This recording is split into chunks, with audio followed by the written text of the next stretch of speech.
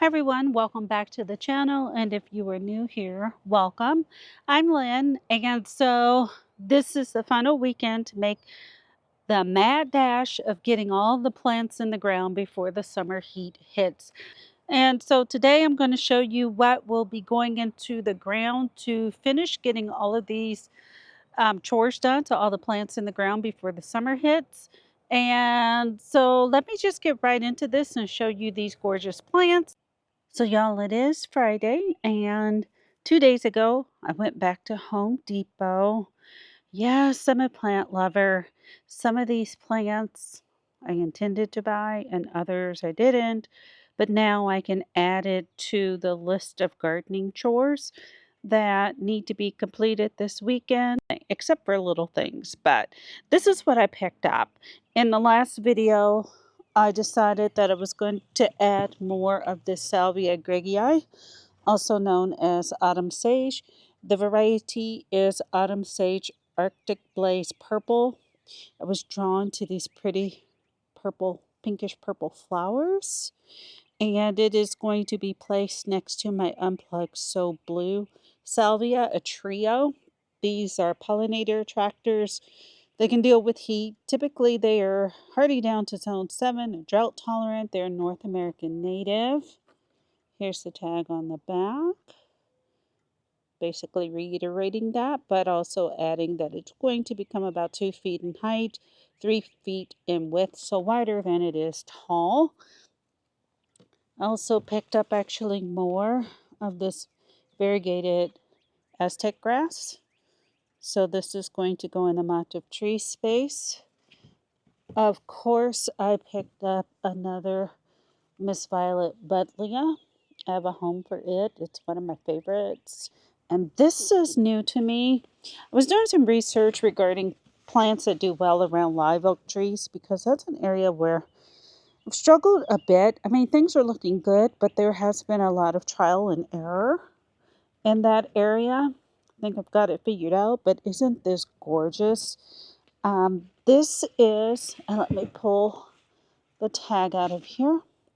This is Proven Winners Primo Wild Rose Heuchera. Become about 10 inches in height. It has these rosy purple leaves with prominent veining, as you can see. Deep, they describe it as deep charcoal, but it looks like a very dark plum to me. But these are gorgeous, and so I have 3. They're going in the motive tree space. So all of these plants, in addition to the ones left over from last weekend, will be going in the garden this weekend, and I'll be showing you all of the results from this planting. I'm so excited, and I'm happy, crossing my fingers, that everything gets in the ground. Although it's been a little cool here lately. It's raining today. As you can see, everything is wet in this garden. This is the west side. And yeah, I need to get to work. Okay, y'all. So here are the 2 Autumn Sage Arctic Blaze Purple Salvia. They're hardy down to zone 7. They're very heat tolerant, drought tolerant. They attract pollinators. I already put one back there, but I was originally going to put boxwood out front, but that really didn't make a lot of sense when there's no boxwood out here, but there's evergreens back there. And so I'm going to be okay with, when it's cold, just having the evergreen in the back and then perennials in the front. So I'm adding 2 more to create a trio that will encircle this evergreen. Might actually pop something right here at some point. So we have the blue, this purple, maybe a white or something. I don't know, but something will go there. And then over on the other side, back here, I have another Miss Violet Buddleia, and I had to replace an evergreen back there that died, but it's going to fill in the space all the way to the middle pole for the fencing. So this becomes 5 to 6 feet in height and width. That blue point juniper will become 6 to 8 feet in width. So as the evergreen goes to the post in the middle, and this expands over, the blue point juniper on the right will expand over maybe another foot, foot and a half. Then this Miss Violet Buddleia, which becomes 5 to 6 feet in height and width, will fill in the gap in between the two evergreens. And also, hopefully, it moves a little forward because there's all of this irrigation hardware that I would like to have something that kind of camouflaged a bit of it. Maybe at some point when we add the hardscaping around the house, maybe that'll be moved to someplace else. I'm not sure. Moving down to the back fence area. Okay, so this purple lodge, which was only purple the first year, it seems to be this dark burgundy most of the time, which I don't actually mind. It's a very healthy, lovely bush. It fills out the space nicely with this vase-shaped growth. I am thinking about removing it. I have not been able to actually follow through with that yet, so you might continue to see it, even though I don't think it's really right for the space. But I don't know if any of y'all do that, but this one right here, this one will get removed. It is a Glory de Deshure. I grew this variety in a different state, and I think it does better in hot, drier climates because it bulls a lot. And then the growth, I have to heart prune it every year, and it is so gangly in growth. So what is going in its place is another Miss Violet Buddleia. And there's my dilemma. I'm going to have this purple flowering Miss Violet Buddleia, and then this purple lodge. So I'm going to put it there anyway. This is already blooming. It's going to continue to bloom until fall. So I'll get a chance to see what it looks like next to that. And I will keep Miss Violet. If y'all have watched any of my videos, you know I love that plant. It'll fill in the space nicely. Right in front of that Brody Eastern Red Cedar, which only becomes about 6 feet in width. So it has a little bit more growing to do, but it should nestle in there really nicely. So once this Viburnum is removed, I could not get that done last week. It was just too much for me to handle. This Buddleia, another Miss Violet, is going in its place.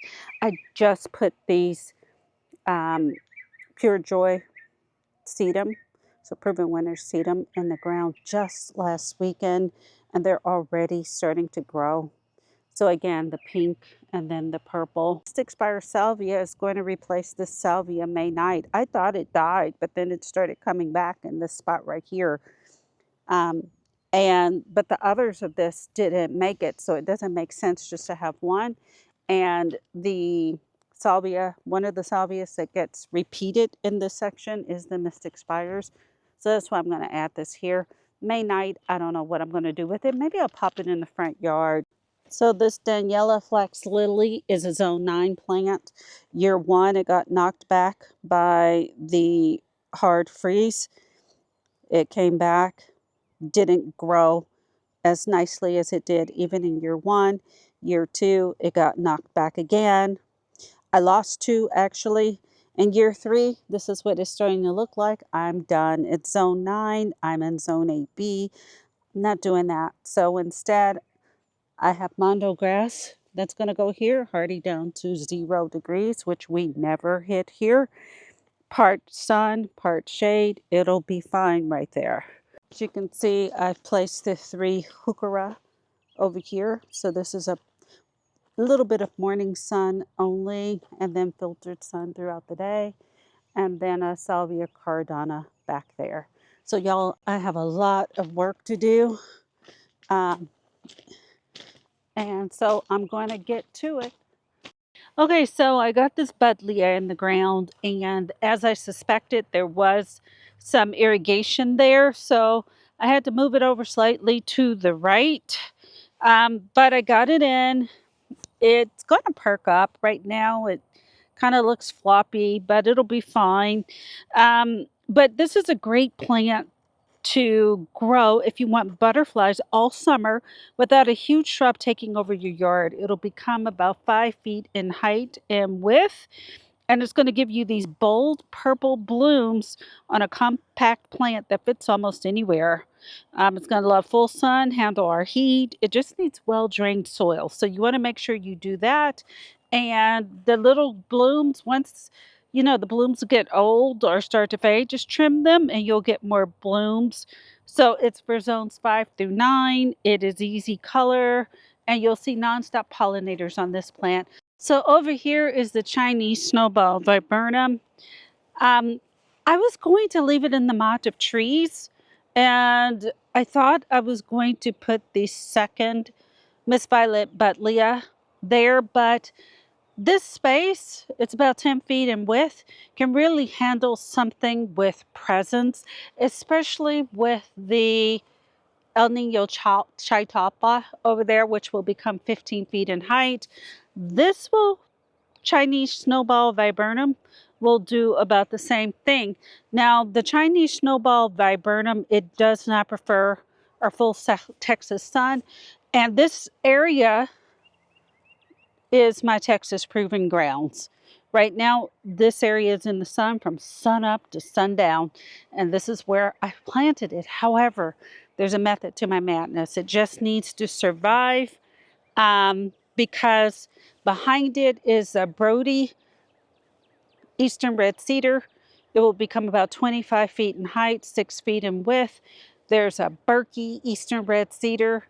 It will become about 20 feet in height. And so at some point, the environment over here will change, and this plant will not be in full sun. My neighbors are also planting tall trees. So it just needs to survive for the next couple of years or so. And I know that the environment, so the microclimate over here is going to be great for that plant. It is one that stops people in their tracks, and it's going to explode with massive white blooms in the spring. It's like a hydrangea on steroids. And like I said, it needs sun to part shade here in Central Texas, part shade, and it's for zone 6 through 9. It blooms typically in the spring, although we didn't get any blooms this year. We got warmth and then a freeze, and it just, I don't think it was happy where we had it. So trial and error. We'll see how it does here. So back here, we put one of 2 Echinacea purpurea in the ground. And this one is a Texas native, and it thrives on neglect, and it will still look great. It can handle heat, drought, and poor soil, and the pollinators will absolutely love the blooms. I'll show you all what it looks like. You want to make sure you plant it in full sun, and that is precisely where this plant is. It is in the area of this border. I call it the long bed, but it's the long border, where it's going to get full all-day sun in this section. That's not going to change here. You just have to make sure you don't overwater it. Just let it do its thing. It's low effort, high reward, and it's great for zones 3 through 9. So whatever the cold temperatures can throw at us here in Central Texas, this echinacea can definitely take it. Now down in front of it, I added a mystical Spires Salvia. This one will only become 18 inches in height and width, and that is why it's kind of out front. In this bed, it's going to have those gorgeous purple blue flowers. This is a 2026 introduction in the Mystic Spires line. So purchase this at the local grocery store, by the way. So I got that one planted as well. There's a second Echinacea purpurea in this planting bed or this border that I put in the ground as well. So now we're going to walk across the yard to the mott of trees. Last weekend, we couldn't get that Chinese snowball viburnum out of the ground. This weekend, we did.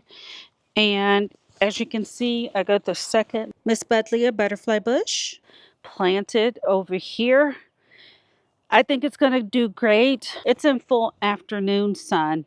And then last weekend, I put these Pure Joy Sedum in front. So you'll see the purple and the pink. So got this Mystic Spires Salvia in the ground.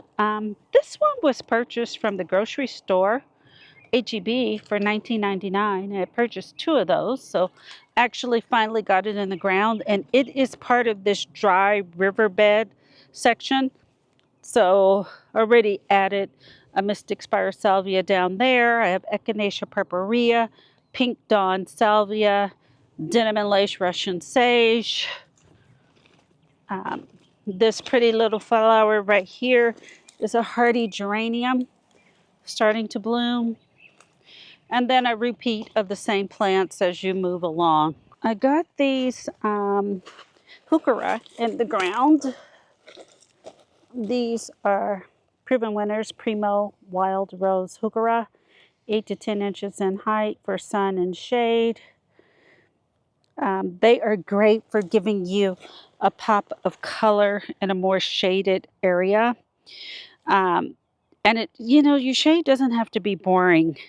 And these bold berry colored leaves, they brighten dark colors instantly. You just want to plant it in part shade, keep the soil well drained, and it is for zones 4 through 9. Also works well in containers. And then over here, I got this Caradonna Salvia. So there's a thing here. This will have very dark purple blooms. It becomes about 24 inches in height and width. I popped in a Pure Joy Sedum right here in front of these Salvia. These are East Friesland. Looks like I've got to get a lot of leaves out of here. That won't be good for it for sure, so I need to come and get that taken care of. It's going to make it too moist, and these drought-tolerant plants will get root rot. Okay, so y'all, that's what I managed to get done this weekend. I have 12 plants left to put in the ground, and so I'm going to pace myself, try and do at least 4 a day, 4 to 6 a day, because there's still chores that need to be done, weeding and everything else. That's just nonstop, but that's going to be it for now. Thank you for watching, and I hope something inspires you, or you see something that you like that you want to grow. And if you have any questions, please feel free to leave that in the comments. Thanks for watching, and I hope you have a great day in your garden. Bye.